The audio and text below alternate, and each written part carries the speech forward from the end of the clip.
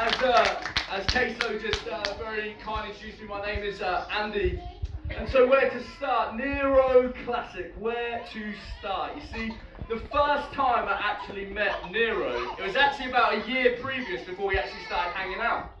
I went to his house on Rockingham Road because I was with my friend Jermaine, who wanted to go pick up some wrestling footage. And so we turned up to the doors of this house at Rockingham Road, and I'm not gonna lie, it was a big house, man. Like, you're outside there and you're thinking, man, this guy's got some money, you know, he's like wrestling, so you kind of in your mind, you've got like an expectation, I guess. Anyway, opens the door as this short, slightly rotund guy with a 1998 bowl cut, still wishing that he was in steps. And he opens up the door and welcomes us in, and we're sat down in his living room, and he's got literally a library of recorded wrestling VHSs. I mean a library, I'm not talking like a little stand, I mean the whole room was pretty much covered head to toe with videos of wrestling. And I was thinking, man, he's not doing a very good job in terms of a stereotypical wrestling fan, are you? You know, bowl cut, you know, full of it. But who would have guessed that, you know, that first meeting would mean so many years later that I'd be standing here as your best man delivering this speech. Now, before I talk about kind of one of my first fondest memories of Nero, I'm going to bring us up to kind of modern day. And for those of you in the room that maybe don't know or understand what the TNC is, okay? I'm with Nero on this one. It's not the Nina Club, okay? Boo! Okay. No, but let me tell you where the origin of it came from. For us, there was a group of us, around 12 of us, that just enjoyed watching wrestling together. And there was a group of professional wrestlers that used to call themselves the Clique, and we were like, we're wrestlers in the modern day, we're going to be called the New Clique. And so the TNC was born 2008, so 11 years, if my math is correct, which I believe it is. And so, of course, when you have a group like that of 12 guys, everyone's got their own identity in the group, don't they? So, you know, Kev, he's sick, he's not here today, but Kev is normally like, he's slick at everything. You know, he's slick at everything. You have Tugboat, the quiet assassin, except when he's had a few drinks, he never wants to go home. You've got Jermaine and Phil to prove that we're non-discriminatory. Yeah. Everybody's welcome in the TNC. We've got Alan, who's responsible for our social action. You know, we do lots of charity work because of Alan. Alan does that. Smeds is basically a book of quotes. Casey Silver, he's the perfectionist. He makes sure we're all looking good, looking sexy with his long hair. Hashtag bring it back, Casey. And then there's me. I mean, you can just look at me. I'm a good-looking sun gun. You know what I mean? Just great bloke. And then, of course, it comes to Nero. So what is Nero's identity within the TNC? Well, some people might say a great gamer, but let's be honest, he's average at best. I mean, who does Pokemon races and can't even get the job done? I don't think he's ever won one, has he? No? Okay, so is he a great gamer? No, well, like I said, average at best. Is he the best dressed? Well, I'd have to say he does look pretty good today, but on some of the nights out, I've seen some rough dress codes. And then, but the one thing that Nero was always good at, okay, was chatting up the opposite sex. Now, right, I get it. You might think, Andy, you've thrown him a good bone here now, but it's not in the way you think. You see, Nero was great at chatting up the opposite sex, but it never really led anywhere. You know, they never wanted to take him back. They never wanted to do anything like that. What they actually wanted to do was just buy him some food at the end of the night. That's right, multiple times on a night out where he's been bought a pizza at the end of the night. He can't even remember this, can he? Okay, no. And multiple times. So if you're ever on a night out with Nero and you're hungry for some food, just go get him to chat some women and he will guarantee you a pizza or a burger or something.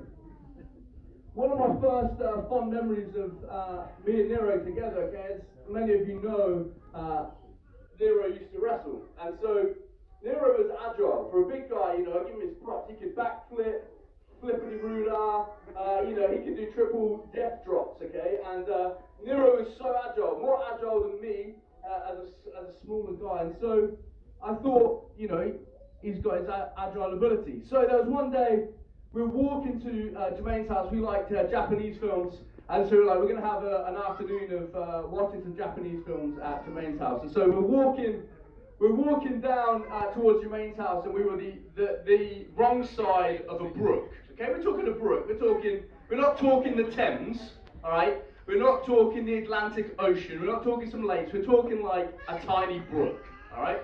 So in my mind, Nero's a wrestler, he's agile. I'm thinking, come on, mate, let's just cross the brook here. And he's like, no, we're not going to cross the brook here. There's a bridge about half a mile that way. I was like, yeah, but that's half a mile. We could cross the brook here. And, me and Nero, we've got a good relationship. We both wear a trouser in the relationship, okay? And I thought, okay, all right, we'll go with it. We'll go walk to the bridge. So we walk half a mile down to the bridge. We get to this bridge, and the banks are really steep. We couldn't get up to where we needed to go. So at this point, the brook is kind of spread out from a tiny meter, 1.5 meters that we thought we could just, jump over. We've gone to now about 5 meters now, where it's kind of spread out. And so I'm like, well, look, there's a few stepping stones here, mate. Let's just go across. He's like, okay, so I'm there, agile going across, thinking Nero's behind me. I get halfway and I look back and Nero's like a beached whale, in the middle of this brook. And I'm like, mate, what's going on? He's like, I can't make that jump. I'm like, you could make that jump. He's like, no, I can't make that jump. So me being the hero I am, I told you we had one leg each, but I wear the belt. Threw him a rock. He then got it splashed. He got him completely wet, soaking wet. He then gave up on it and just basically walked through the water and was like, let's go to Jermaine. So we ended up going all the way back. We walked about a mile extra, and it was one of my fondest moments of us together. We've got so many other memories that we can share. Monday nights, we can talk about she-girls in town. We can talk about our Super Ghouls and Ghost Run. Yeah. We can talk about all the skit shows that we've done, mate. There's too many to mention. What I'd really also like to do is just to share a little bit about who Nero is as a man, who Nero has been as a friend to me. Nero's been a fantastic friend to me, absolutely top rate, best friend for many years, even to this day as we went through, teenage life. We went through some of those things together. I've seen him at his highest, he's seen me at my highest, we've seen each other at our lowest, and yet we've always been able to stay in touch, we've always been able to stay close to each other, as much as maybe in the last couple of years it hasn't been as often as we both would have liked. I still regard him as one of my best friends. Nero is also a great wingman. Okay, he's been a great wingman over his time. The other thing I want to say about Nero as well is that he's been a father figure to lots of people. For someone that maybe for himself didn't necessarily have that father figure, to actually take that role on and to be that father figure for so many people that are in this room that haven't necessarily had that or needed that, some of his close family, I think it's a really honourable thing for someone to do that, be that figure for some of those people. Nero, you're someone with a strong moral. You know what you want. You're the most loyalist person I've ever met. You're so loyal to people who push out for you and things like that. You're so loyal back to them. And I'm so glad that you found someone like Nina. Nina, you are the perfect storm for Nero. You totally get him from the bottom up. He doesn't have to pretend to be anything that he's not. You completely understand him, and that from a mate's point of view is priceless. It's something that as a mate, you can never really truly describe what it is to see happiness in one of your closest friends, and I know that he's found that in you. As Phil said, as Ben was supposed to give some marriage advice and are married, and I know that potentially for some people in this room, they've experienced things in marriage that haven't been great. And there's also, but for me, I wanted to share you a little bit about what I've learned through marriage and my marriage. Is that for me, my marriage has been the most freeing experience of my life. Sometimes people say it's ball and chain and things like that, and I know it's a joke, but for me it's been the most freeing experience of my life. And I want you guys to take that on and know that it's not the end of the world, it's not destined for failure, but actually it's something that you guys can stand together and go, we're going to win at this, we're going to be successful in this, and we're going to love each other in this. And I know you put posts on it saying that marriage is a piece of paper, but trust me, I believe that marriage is more than a piece of paper. It's something that ties you two together for life, and it's something that you two can lean on each other and get through this life together, through the highs and the lows. It's not about saying, yes, we've got the surname together and things like that, but it's something where you guys can truly live it together. And I want you just to take that on. A couple of other bits of advice is that never let the sun go down on any anger.